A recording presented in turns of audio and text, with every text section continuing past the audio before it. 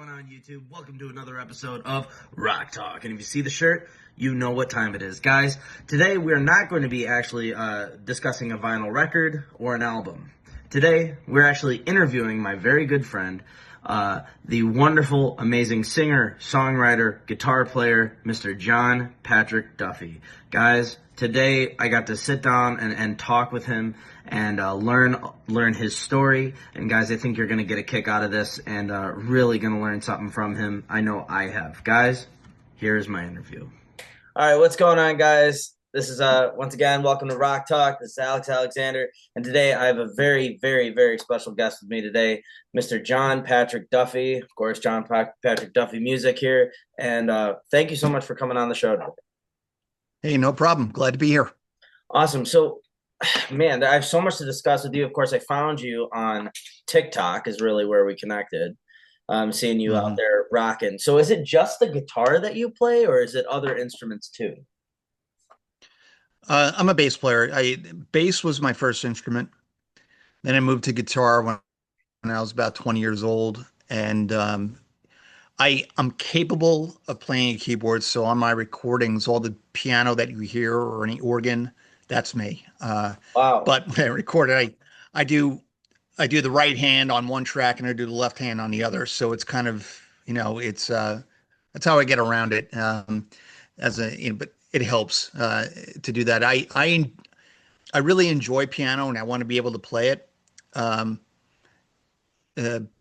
I need time to practice it. I also play harmonica. The harmonica you hear, that's me. The drums, I do that. I use an electronic drum pad. That's all me. So yeah, I haven't had anybody do an instrument for me on any of my recordings yet. So Hmm. So well, definitely, I want to know kind of just all about you. What was the first thing? When did music click for you?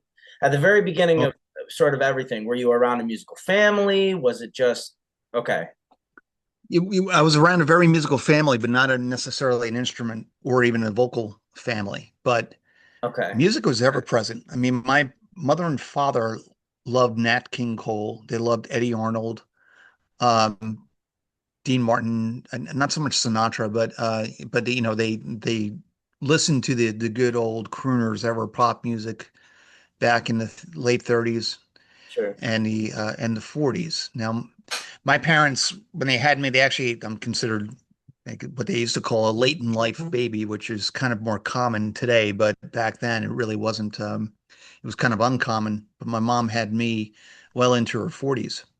Okay. So when I'm listening to music growing up, they always had it on, always had the radio on.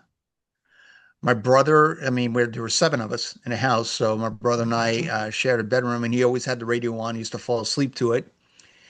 You're too young to remember it, but all the pop music at one point in music history on the radio was always on AM radio, and FM was kind of all staticky, and occasionally you got a station, and it was a little avant-garde, so nobody really listened to FM. And then suddenly, around about between 1978 and say 1981, in that suddenly FM expanded, and you were exposed to a whole lot of other different music. But point being taken to your question, my brother was a huge Beatles fan. My one sister was a big Rolling Stones fan. My other sister was a big John Denver fan. That didn't go over too well in our household at the time, but early 1970s. And honestly, John Denver, as I learned as I got older, was a pretty freaking talented guy. He just, including guitar work, and he doesn't get the credit for that. My other sister was into the hippie music.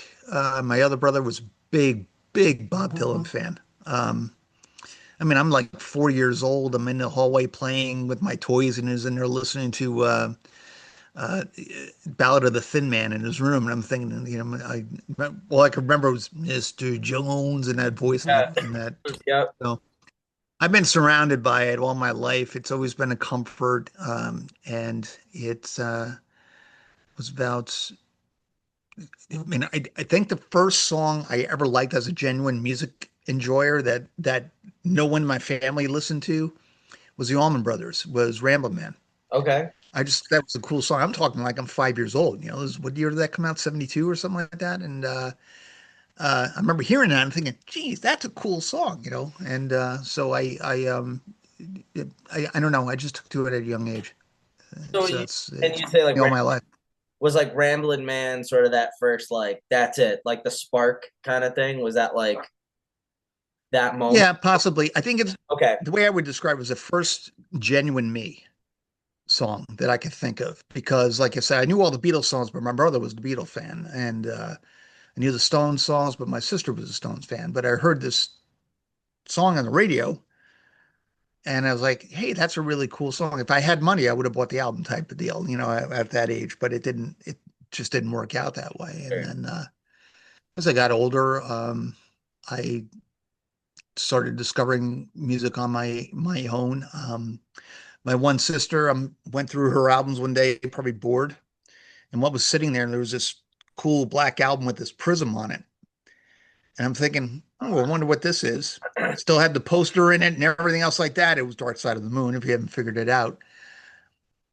Boy, I tell you, I mean, at a very young age, from the beginning to the end, I never took the needle off. I thought it was pretty freaking cool, to hear all that stuff. And that was another one that was me, like I enjoyed this, not because I heard it from someone else. I found it myself, so it was pretty cool.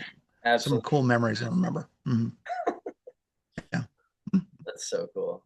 Just a Yeah. thought to be around during, especially, at such a young age and stuff. And then like hearing that growing up in a family sort of that type of, sort of musical nature of a household. If you said your sister and that whole thing. I mean, that's Mm. awesome. And then to go through that and finding your own sound and finding the things that you like are so wonderful. Have you noticed that over the years, do different bands or different styles of music, do they connect with you now compared to when, back when you were younger, would you say? Or has it been kind of just solid throughout all the years? Kind of like you have Yeah, been riding with forever and I go through phases. I guess that's kind of what you might be saying. Um, yeah. in general, I wouldn't call myself a pop music fan, but I'm not going to lie to you either. I gravitate towards something if it's usually popular in the masses, I'll find enjoyment of it. And I feel the songs that I write, at least the ones that I push out there, could be considered in a pop. I mean, might have a country styling, might have a rock styling, but effectively it's a pop. There's a hook and there's a rhythm and there's a beat and there's Yeah. to it that would, I think, put into that category. So, I mean, that's probably the best thing I could say. I've gone through country phases. I went through hard rock phase when I was like 20 years old, Zeppelin. I mean, I still like Zeppelin, but I really got into them at one point. And then, I grew up around a lot of my friends were all deadheads when I was like in middle school to high school. So I listened to a lot of that Grateful Dead, but they were hardcore Deadheads. I'm talking they had the bootleg tapes and they played stuff like you didn't hear. They didn't play trucking, they played really back end Jerry Garcia, Bob Weir, stage stuff. That was a little much for me when I was younger, but when I got a little bit older, I kind of I got into the Grateful Dead and started appreciating them for as songwriters and musicians for what, which I think everybody should be familiar with at some point, especially Jerry had a great guitar tone. Their stylings and their lyrics were so different than anything else coming out at that time. So you could see, for a band that never really got on the radio very much, you could see why they had such a strong following. So I go through circles. I think right now, if I were to give myself a uh, connection, since I've been on TikTok, I've discovered independent artists like yourself and quite a few others, and I'm starting to build a bit of a community. I've reached out to you as part of that too. Here are some people I've discovered, and I'm sharing your music with them too. And I think that's, I guess if I had to say if there's any genre right now, that would probably be it. I'm enjoying what I'm hearing from people who were just doing it because they can, and Well, and I so see, and I love that because it's like when I listen to your music, for instance, like on Spotify and stuff, and I've Hmm. gone through it, and I love your songs. I mean, it's definitely. I mean, I just literally, Thank you. I appreciate and I think one of the, for me, I love the diversity that there is in your it. Yeah. music. It's not just one sound. I mean, I think it really is good for any audience. You know, it just kind of has this wide Yeah. range, kind of wide net feel. I try I kind of try and do that. If you look at all the stuff that I have about 14 songs on Spotify now. Just about, yep, yep. Um, I've got a couple of brewing. I get something and I put it into my phone so I don't forget. I forget. I'm terrible memory. Um, so diversity, I never really approached it from that point of view, but I guess I try and do what the song tells me to do. I hate to sound so deep, Yep. but you want to. I have a phrase that always comes into my head. Don't let the music suffer. In other words, don't force something that it's not meant to say. Don't put something out there. I play guitar. I want to put a guitar solo in there. But a song like "Nobody Fights Alone," which is a song that was inspired by friends of mine who are struggling with cancer battles, including one who lost her battle. I didn't want to put standard guitar solo in there. So if you go and listen to it, there's what is it? Drums and percussion Right. in the background, and I thought it fit the song a lot better. Um, and a and then you have a song called "Underneath the Blue Moon." I'm sorry, "Underneath the New Moon." See, I told you I have a bad memory. I wrote the song and I can't remember the title of it. I recorded that with a 12 string and a harmonica. Do I even have any other instrument? I think I have drums on or a percussion of some sort. And it was kind of me breaching the Bob Dylan type thing. Like, what does a new moon mean? Well, it doesn't really mean anything other than darkness. There's no light. Uh, and it's not a pop song. It's kind of folksy and it's kind of, but I think people who listen to it probably enjoy it. And Absolutely. that's the reason why I didn't have a problem putting it out there. Mhm. Um, So that answers your question well, but yeah, no, no, no, no, for sure. And it also just I ties. think that's my point. I didn't set out as a goal to make this song this, or I need to diversify my music portfolio. I come up with something and I'm like, what's best for this song? Yeah. And that's what I try and do. I find people's writing process so interesting. Hmm. Everyone has a different style. I mean, some people have just kind of a formulaic, I come up with the chorus first every time. Then it goes into a verse, Yeah. or something like that. But so when it comes to writing process, is it something like, I know you just talked about you there are serious like cancer topic songs, there are serious, Mhm. there's funny songs. Is it the topic of a song that you sort of like think of first, or is it a melody that comes to your head sometimes, or what does that sort of look like when you're writing, when you sit down? Do you ever do that? Are you a person who sits down even like with a pad and paper and go, okay, I'm gonna write a song, or is it just you're out at the grocery store, an idea pops in the head and there, you know The majority of the ideas that pop into my head happen about a half hour before I get up in the morning, and I'm not exaggerating with that. I mean, really? I've got recordings of me coming up with a melody, going, I'm like, I'm raspy and I'm tired, and like I got this in my head, and I don't want to lose it. Um, if I were to pinpoint one method, I call it a hook phrase, and it's pretty much exactly like you said for your own music. You come up with a bit of a chorus, or you come up with a hook line. So, she was shaking. You know, I don't even. I think literally that just popped into my head. I went, she was shaking. She was shaking, and I had no clue. There was no influence before. There's no influence after it. Um, I came up with the guitar riff. Kept the guitar nearby. Just a D and a G, D sus4 and a G and all that in there to mimic that line. It was shaking, shaking like she owned the place. She was shaking, making me regret, I don't know, haste or something. I actually don't even think I came up with that line. I think I just went da da da da da.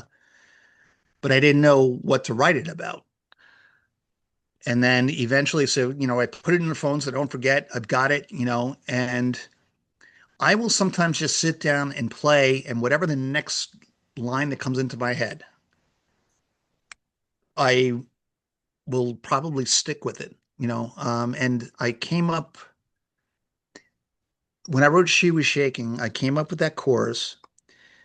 And here's a Nashville connection for you. I was down in Nashville on a business trip a couple of years ago, and I was in Legends, right there on Broadway, watching this guy who's a guy, I can't remember his name, and I can never find him on the internet when the guy told me his name. Honestly, one of the best just vocalists, guitarists I really haven't seen him. He had command of he was playing a telly, he had command of it. Hispanic looking guy. And he was playing, and there was this older gentleman, tall, had to be about 6'4", 6'5", dude, skinny as a rail, wearing like leather vest, almost like a stereotype, leather hat, cowboy hat. And he asked the waitress to dance. The waitress was about 5'2", and this guy's about 6'5", and she was in there and she was dancing around. I was like, and I remembered that. I'm like, you know what? Reminds me of that story. Like, I was like, a story about an old man asking a girl to dance doesn't sound right. So I came up with this whole blind date idea. I don't know where or what. Never happened to me. Never happened to anybody who told me. And that's where I got, you know, so the storm front coming, a long night fighting, yawning, another promise turning out bad. I'm like, here we go. Those are my lyrics. And I started off with that, and I built this song around a blind date that was stale that turned into something worthwhile, and it kind of works. And that has the most streams. I don't have a lot of streams. I wish I had more, but that's probably the most streamed song that I have. I'm actually even trying to get some accounts that I follow on Instagram, I'm sorry, on TikTok, to do a dance to it. I'm working on that now, trying to get them to just to do a short, to get it out there. I had one person who did a very, it was kind of them to do that, but some of them that I've dealt with want some money for it, and I'm not opposed to that idea, but I want to see what else is out there and see where it goes. So I'm going to try and do that. And when I discovered TikTok, suddenly my streams went up. Um, my acquaintances went up, and the people I'm meeting and associating with. I'm jumping into lives with people doing a song. We're having conversations about songwriting. It's really cool. It's a really positive experience, I think. And I can't even, a man my age being on TikTok, everybody thinks I'm some sort of a creepo, but it's I'm out there doing the music stuff with people closer to my age and having conversations about it. It's really enlightening. I mean, but the thing is, I don't see. I don't think age shouldn't equal music. Music is It music. doesn't. It's for It every. is. It doesn't. I think I'm talking outward perception. Oh, I know Internally, no, age for doesn't sure. equal music at all.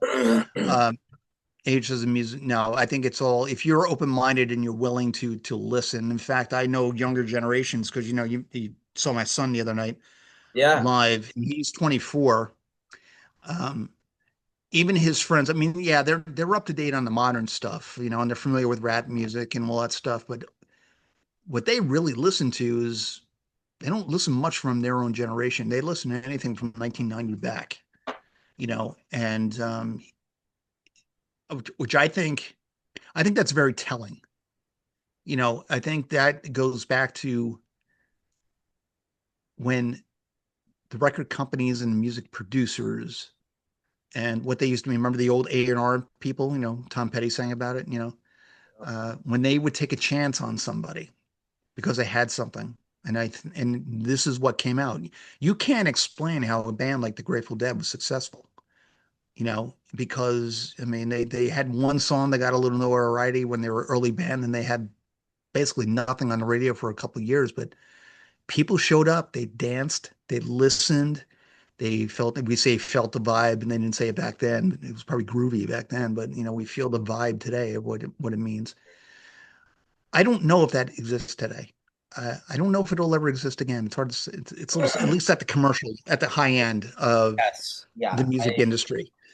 I think this underground stuff that people are doing on TikTok and what's happening in bars in Broadway and in Austin and a few other music cities throughout the world. I think that's where it's going, gravitating, I'd say so. and I wish the best for everybody. Yeah, man. Yeah. Yeah, I mean, there's always, in my opinion, there's always the light is going to shine through when it comes from real people sitting down with real instruments playing something that came from the heart. Yeah. It's gonna win in the end. It has to win. And Yeah. I think, Just, yeah, the soul over the science. well, and that's the thing. I mean, that's like, for instance, when I listen to your music, I mean, I listen to all kinds of stuff on pop radio and stuff. Do I like it? Sometimes. Sometimes there's a good song here and there. But like when I sit down and I listen to your music, for instance, there's such a real Hmm. nature behind each song. There's like, well, first off, I love how you play the guitar. You know, Oh, thank you. that's another thing too. I know, a couple times where I've mentioned like, oh man, I love your guitar playing, and you mention your son. Your son's good, but you're also good. You know what I mean? Like Yeah. you just have a different style. So what? Yeah. How did the guitar come into play? When did that happen? Did you take lessons? Do you teach yourself? I I wanted to play bass, and I think I understood bass without ever having picking it up at a young age, and I somehow managed to convince my parents to get me a bass. And I got some real cheap crappy thing, but I was appreciative of it at the time. And I took lessons. Um, and back then, I was listening to Yes, and of course, I was listening to The Who, so John Entwistle and Oh, for sure. uh, um, Chris Squire. Um, I was flabbergasted listening to these guys. No one else playing that same instrument, and so I did that for a number of years. And round about when I was 18, 19 years old, I was involved with a group through my church, and they played church folk music. They didn't play dirges. They didn't play, um, I don't know, melancholy church music. They played very upbeat, enlightening, lively stuff. And I kind of wanted to do that. So I saved my money. I was working and going to college after high school, and I saved my money and I got a guitar, which is still there. It's over there. I use it as a slide guitar today. And taught myself how to play guitar. Um, I played it like a bassist, to be honest with you. Sure. I just did, it never bent a string. Um, stuck with the rhythm type of section because that's what I started off on, and went from there. Played in college with our folk group. Uh, I wrote my first song when I was about 20, and I kind of wrote it unbeknownst at the time. I ended up writing it for my wife because it was about the woman I would eventually fall in love with. It's strange. It's an upbeat song, uh, and I've never recorded it. I guess it's because it's so personal. I kind of want to keep it close. Uh, and like within a month or two, I met her, and we were in college together, and and so on. So in the same folk group, and she plays guitar. My wife also plays guitar, Oh, yeah. and so that's when that came in. And when real life happened, working and all that stuff, I actually got very frustrated with guitar because I wasn't playing well. I was playing, I mean, I'm like 28, early through my early 30s. I was playing guitar the exact same way I did it. I was 20 years old, and I got annoyed, I guess, at myself, and I didn't know what to do or how to do it, and I didn't feel like spending money on lessons to teach me how to be better. Long story short, eventually I broke out of that after kids. My kids were born, and I guess I was homebodied a little bit more. I started picking up the guitar again, and I was like, I'm frustrated. Let me try this. And sure enough, I got into the blues. So as a blues phase I had, uh, and that helped a lot. It woke me up to a little bit. I finally had a little bit of money I could put into it, so I got things like pedals. I got learned how to use a little bit of a drive on the amplifier that I never really used before, and how to do it the correct way and experiment with the sounds and all that stuff. And it made me better, a bit of a smarter guitar player. I honestly think my best guitar playing has been in the last 10 years. It's best because I advanced myself. I made myself better. I'm actually a very, very, very sloppy guitarist. I will never get anything right the first time. I will never ever do anything twice the same way. And not because I decided, ethically to do it that way. I will just screw up and I have a different rhythm and I improvise as I go along. Um, when I frustrate myself when I'm in the studio which is the same laptop I'm using right here for this interview, and with the drum kit and all, how long it takes me to get down a lead that I really want, because I don't hit the note quite the same way. So I can get pretty annoying to myself. Uh, so I consider myself a sloppy guitarist, honestly. I appreciate your compliments, but I think I consider myself very sloppy. Um, but I'm capable and I know what I want and I can get it. And that's what gives me confidence to be out there. So, um, and I'm a bit of a guitar nerd. I mean, Yeah. I've got a Telly, I've got a Les Paul, I've got two Strats. Um, One is a clean Strat, the other one's a little bit on the dirtier side. Okay. Dirtier side I think needs a little bit of work. It's almost too dirty, like dusty dirty. Like it needs the pickups need to be cleaned out and things like that. I've got this one here. This one's kind of funny. I actually got a Target guitar. I painted it and I put a DiMarzio pickup in it. It's actually a P90. Okay. It's like an 80/20 noiseless type thing in there. This this is most on my recordings and solos. This is what I use probably more than the others. So if you like that sound, that's where it's coming from. It also makes a pretty cool slide guitar, and it was dirt cheap. So hey, All right. so yeah, I've never been one of those type of guitar guys who takes one guitar that can do multiple sounds. I like the instrument to do what it was designed to do, and if I want a different sound, I'm going to get that instrument instead. So I'm that way. I mean, yeah, you see all it's my more fun, more toys, yeah, I mean, yeah, for sure. Yeah, but I love that, dude. Um, Yeah. so okay, so what's going on? So right now, for the people who are watching this, looking at my YouTube channel, what's going on musically for you right now? What's happening in your career? What do you have? Do you have any plans in the future here coming up, or what's happening? You working on anything? It's a wonderful question. I find it very hard to find gigs locally. But I've also heard, because I have some connections locally, everybody, even people who have had a reputation for being around and playing in the area a lot, are saying it's hard to get gigs. People aren't paying the money out anymore. A lot of times what I see is they tend to pay for bands, or at least trios and larger, I guess, because they probably bring out the crowd a little bit better than just a solo guy with his guitar.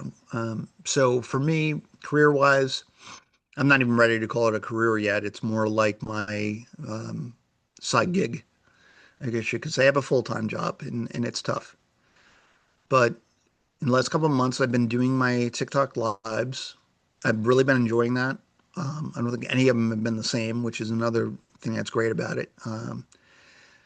It's forced me to go out and reach for some songs I didn't previously reach for because people ask for them. I actually love it when someone makes a request in a song I don't know, or maybe if it's a song I'm familiar with but I never played before. I like going out there and playing it. I'm like, what the hell, you didn't, it's free. We're live.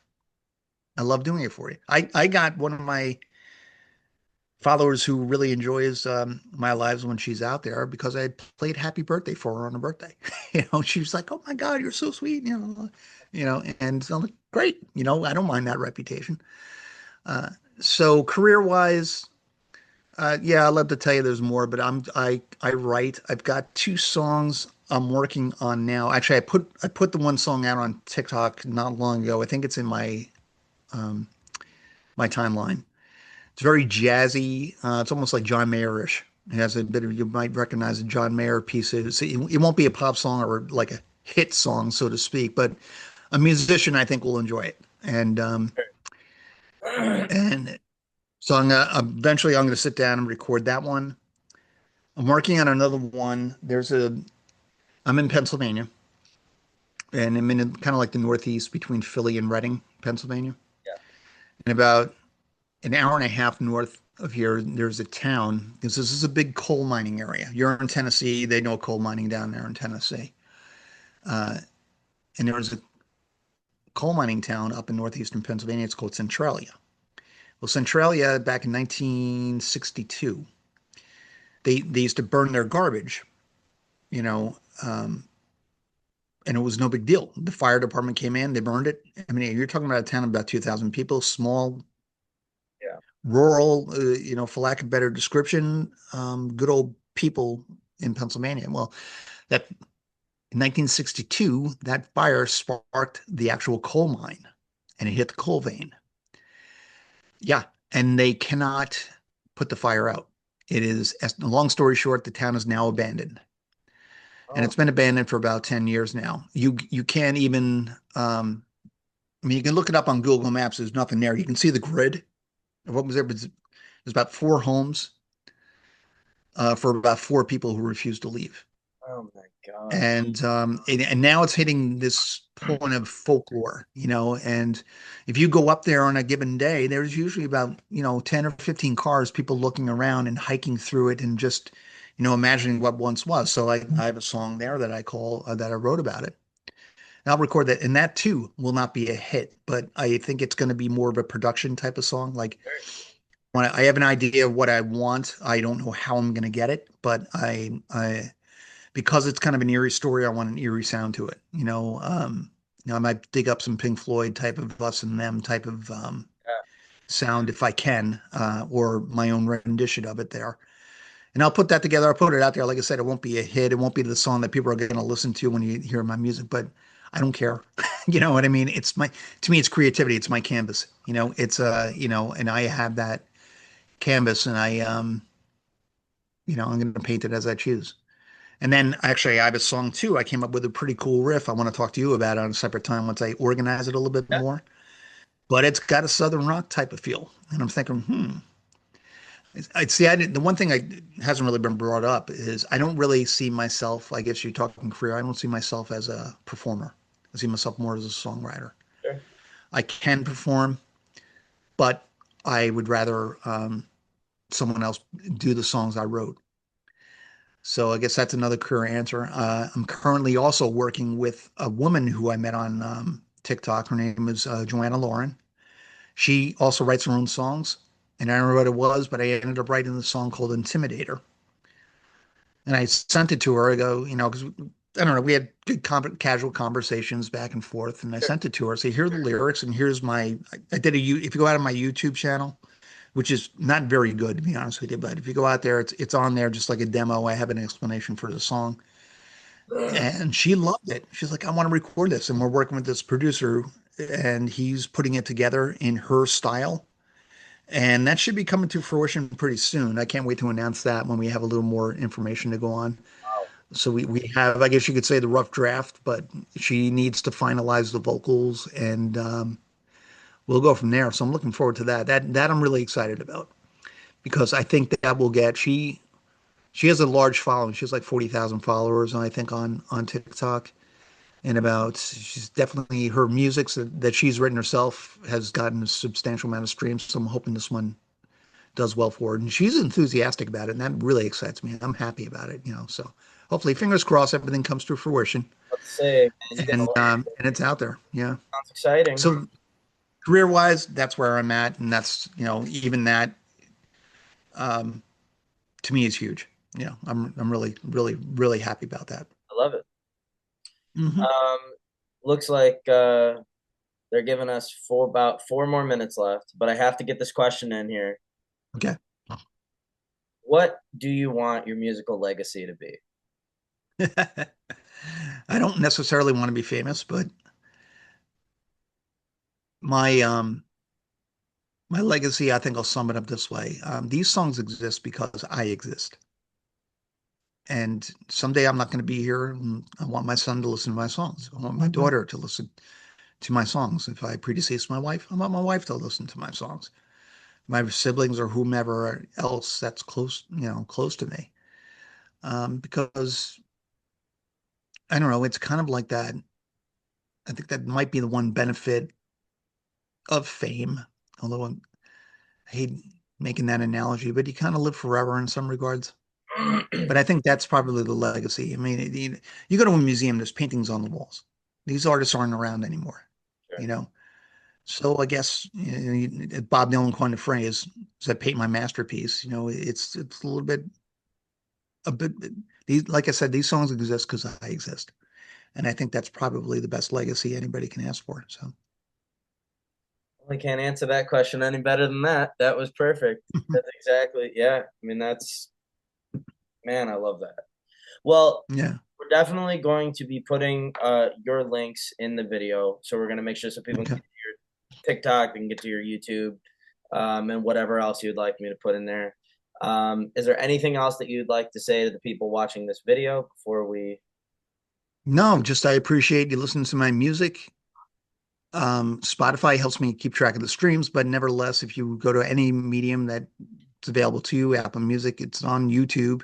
The songs themselves are on YouTube, Amazon Prime, all those radio places. I just appreciate the streams.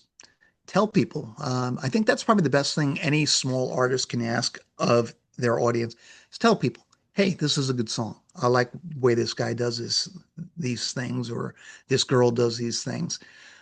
Because I think it helps us, and not necessarily from a monetary, but it helps us feel like our time is worthwhile beyond just ourselves.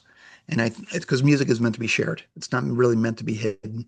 And this is our medium, and this is a new opportunity for us artists who don't paint, who don't write novels or anything like that, to just be out there and be recognized.